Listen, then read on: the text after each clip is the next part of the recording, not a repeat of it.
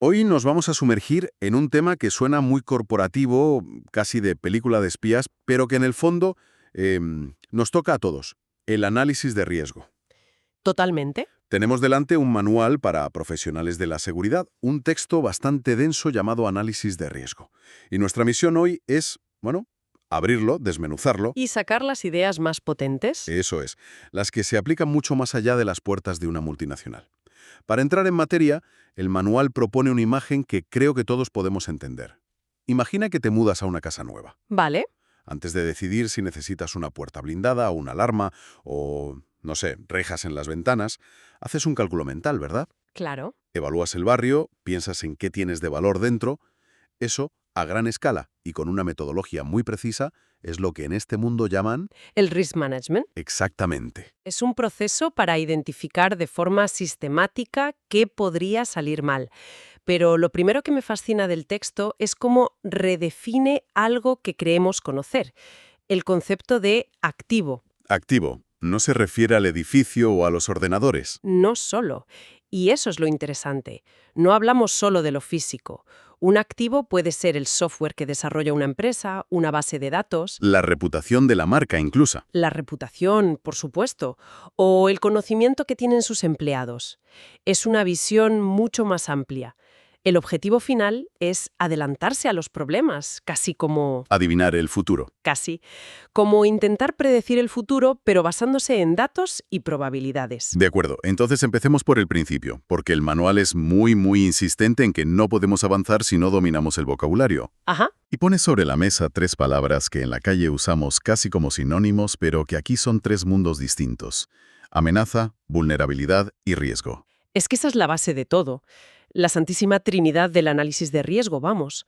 Una amenaza es cualquier cosa con potencial de causar daño. Potencial. Esa es la palabra clave. Esa es. Un huracán en medio del océano es una amenaza. Un grupo de hackers al otro lado del mundo es una amenaza. Puede ser algo natural, intencionado Sado. o accidental. Vale, la amenaza es el ¿qué podría pasar? Entonces la vulnerabilidad es el ¿por dónde podría entrar? No lo podría haber dicho mejor. La vulnerabilidad es nuestra debilidad, es el punto flaco. El talón de Aquiles. Justo, es una puerta sin cerradura, un software sin actualizar, un empleado sin formación en ciberseguridad. Es el fallo en nuestras defensas que una amenaza podría explotar. A ver si lo he entendido. El riesgo no es ni la amenaza ni la vulnerabilidad por sí solas, ¿No? sino la mezcla de las dos. Exacto. Es la probabilidad real de que esa amenaza se aproveche de ese punto débil que tengo y me cause un daño. Exacto. O sea que el riesgo es algo que, en parte, está bajo mi control. No puedo evitar que haya huracanes, Desde luego que no. pero sí puedo reforzar mi edificio para reducir la vulnerabilidad y, por tanto, el riesgo final. Esa es la idea central. El análisis de riesgo se enfoca precisamente en lo que puedes controlar. El manual lo ilustra perfectamente. ¿Con qué ejemplo? Puedes tener una ventana abierta en un piso 20, que es una vulnerabilidad clara. Clarísima. Pero si no existe una amenaza creíble de que alguien vaya a escalar el edificio, el riesgo es bajísimo. Y al revés, Claro. Puedes vivir en una zona con una alta amenaza de robos, pero si tu casa es una fortaleza, el riesgo también se reduce. el peligro real, el riesgo, solo existe cuando ambas coinciden. Aquí es donde se pone, bueno, realmente interesante, porque el texto empieza a clasificar las amenazas de formas que yo no había pensado. Ajá. No se limita a ladrones o terroristas. Habla, por ejemplo, de amenazas basadas en el diseño. ¿Qué significa eso? Significa dejar de pensar en amenazas genéricas y empezar a estudiar el modus operandi de adversarios conocidos.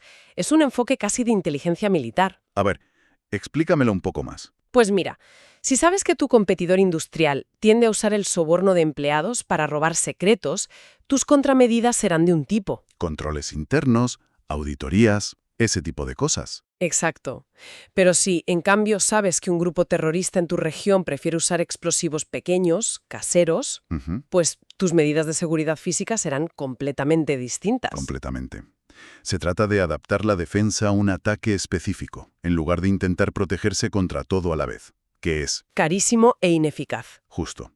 Y también le da una importancia enorme a las amenazas ambientales que a veces se nos olvidan. Muchísimo. El ejemplo que pone del huracán Katrina es demoledor. Dice que causó más daño económico y social que cualquier ataque terrorista en la historia de Estados Unidos. Es que es un recordatorio brutal de que no todos los riesgos vienen de un actor con malas intenciones. Claro. Y eso obliga a las empresas y a los gobiernos a no tener una visión de túnel.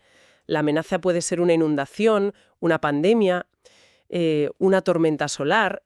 La naturaleza no tiene intenciones, pero puede explotar nuestras vulnerabilidades igual o peor que un adversario humano. Vale. Entonces tenemos claros los 3 ingredientes: amenaza, vulnerabilidad y el riesgo que surge de ellos. Pero todo esto suena muy abstracto. Sí, puede serlo. Si yo soy el director de seguridad de una empresa, no puedo ir a mi jefe y decirle, tenemos un riesgo medio alto. Necesito datos, números. ¿Cómo se pasa de la teoría a algo cuantificable? Pues aquí entramos en el corazón de la metodología, el análisis cuantitativo. Ponerle números a todo. Se trata de intentar traducir estos conceptos a un lenguaje universal que todo el mundo en una organización entiende. Los números. Y el manual, propone un sistema de puntuación muy detallado. Sí, estuve mirando esa parte y es fascinante. Para medir la vulnerabilidad de un edificio, por ejemplo, no se fijan en una sola cosa, analizan hasta 7 factores. Efectivamente. Y uno de los factores que mencionas es el nivel de visibilidad.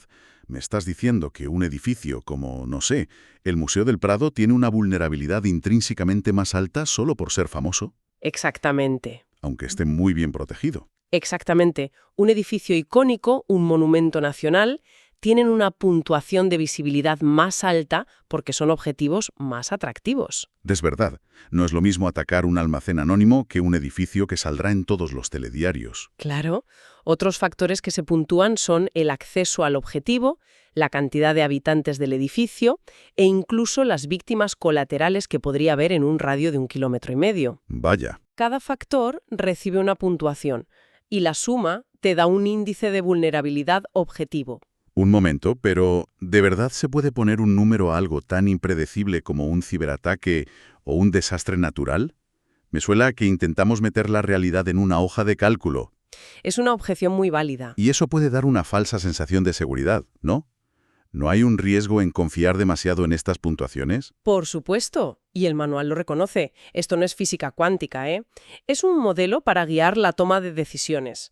El valor no está en si el riesgo es un 7,3 o un 7,4. ¿Dónde está el valor entonces? El verdadero valor está en que obliga a todos los departamentos a usar el mismo lenguaje y a justificar por qué el riesgo A es más prioritario que el riesgo B. Ah, es una herramienta para ordenar la conversación. Eso es.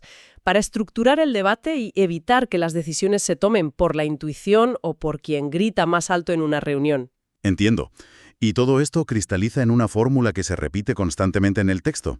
Riesgo igual a amenaza por vulnerabilidad por consecuencia. La fórmula clave. Y me parece que el factor consecuencia es el que lo puede cambiar todo. Puedes tener una amenaza muy probable, como un pequeño robo, y una vulnerabilidad alta. Pero si la consecuencia es mínima, El riesgo final es bajo. en cambio, una amenaza muy improbable, con una vulnerabilidad mínima, pero cuya consecuencia sea catastrófica, pensemos en una central nuclear. Dispararía el riesgo por las nubes, precisamente. Claro. Ahí está la clave de la priorización.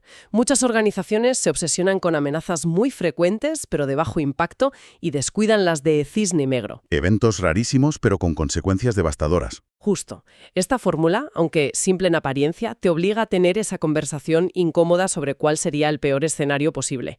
Y a ponerle un número. Te fuerza a pensar en el impacto. Muy bien, la teoría es sólida.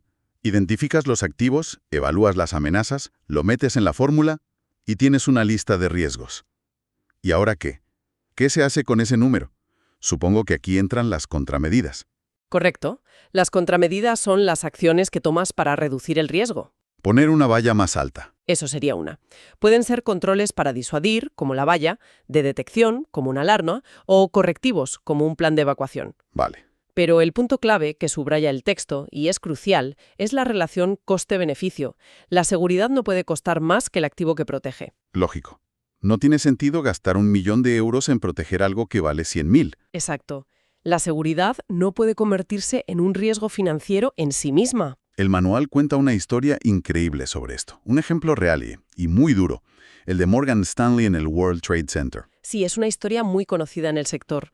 Años antes del 11S, su director de seguridad, que era un exmilitar, insistió contra viento y marea en realizar simulacros de evacuación completos cada 3 meses. Algo que a los empleados no les hacía ninguna gracia, claro. Ninguna. Se quejaban, decían que era una pérdida de tiempo, de dinero. Y el día de los atentados, mientras en otras empresas reinaba el caos, el personal de Morgan Stanley sabía exactamente qué hacer. Es increíble. Gracias a esa preparación constante, casi 2.700 de sus empleados lograron evacuar la Torre Sur a tiempo. Es un ejemplo trágico, pero Poderosísimo. increíblemente poderoso de cómo una contramedida, en este caso la preparación, salva vidas. Demuestra que invertir en preparación nunca es una pérdida de tiempo. Esta historia me lleva a otro concepto que el manual introduce casi al final, y que me parece un cambio de filosofía total: la resiliencia. Es un cambio fundamental, o sea, el paradigma de seguridad ha cambiado por completo. ¿En qué sentido? Durante décadas, la seguridad se basó en la idea de construir una fortaleza impenetrable, un castillo con un foso. La invulnerabilidad. Exacto. Y la resiliencia parte de una premisa mucho más humilde y realista. Es imposible ser invulnerable. Tarde o temprano vas a recibir un golpe. Entonces, si el golpe es inevitable, el objetivo cambia. Totalmente. Ya no se trata de evitarlo a toda costa, sino de centrar todos tus esfuerzos en levantarte lo más rápido posible. A la recuperación. Y es más, la velocidad de recuperación se convierte en un arma disuasiva en sí misma. ¿Cómo? Si un atacante ve que, hagas lo que hagas, el sistema se recupera en cuestión de horas o minutos, el incentivo para atacar desaparece. Claro. ¿Para qué vas a tirar abajo una web si sabes que en 5 minutos va a estar online de nuevo? Justo. La invulnerabilidad es una ilusión. La recuperación rápida es una estrategia tangible y real. Y para el final, el manual se guarda un as en la manga, algo que a primera vista no parece tener nada que ver con la seguridad de una empresa: ¿A qué te refieres? a la prevención del crimen mediante el diseño ambiental, o CPTD. Ah, sí. Es un campo fascinante que demuestra hasta qué punto todos estos principios son transversales. Explícanos qué es. Pues el CPT busca disuadir la delincuencia no con más guardias, más cámaras o más alarmas, sino alterando sutilmente el diseño físico de los espacios, Con la arquitectura. con la arquitectura, el urbanismo. La idea es que un buen diseño puede fomentar un comportamiento positivo y disuadir el antisocial. Esto del diseño ambiental me parece alucinante porque es casi invisible. No hablamos de poner más policía en las calles, sino de cambiar cómo está hecha una plaza. Exacto. ¿Podrías darnos un ejemplo práctico? Imagina una plaza pública que se ha vuelto insegura por la noche. ¿Cómo se aplicaría esto? Claro. Imagina una plaza típica con problemas. Tiene bancos escondidos en recovecos oscuros, setos muy altos que bloquean la visión. Un diseño que invita a esconderse. Sin quererlo, sí. Aplicando CPTED, lo primero sería potenciar la vigilancia natural. Quitar los escondites. Podaríamos esos setos, los reemplazaríamos por plantas bajas. Reubicaríamos los bancos en zonas abiertas, a la vista de las ventanas de los edificios cercanos. Los propios vecinos y viandantes se convierten en un sistema de vigilancia pasivo. O sea que la gente se siente más segura porque ve y es vista. Exacto. Luego aplicaríamos el control de acceso natural. Quizás usaríamos un pavimento de color distinto para definir claramente los caminos. Para que cualquiera que se desvíe, Destaque. inmediatamente. Y finalmente, reforzaríamos la territorialidad, la idea de que el espacio pertenece a la comunidad. ¿Cómo? A lo mejor se instala un pequeño kiosco, un área de juegos, se organizan mercados. Al generar actividad, los vecinos sienten la plaza como suya y la gente cuida lo que siente que es suyo. Y esto me conecta directamente con la famosa teoría de las ventanas rotas. Por supuesto. Un entorno que parece cuidado envía una señal de que aquí hay control, de que a la gente le importa, y eso disuade el vandalismo. Precisamente. No has añadido ni una sola cámara ni un solo guardia.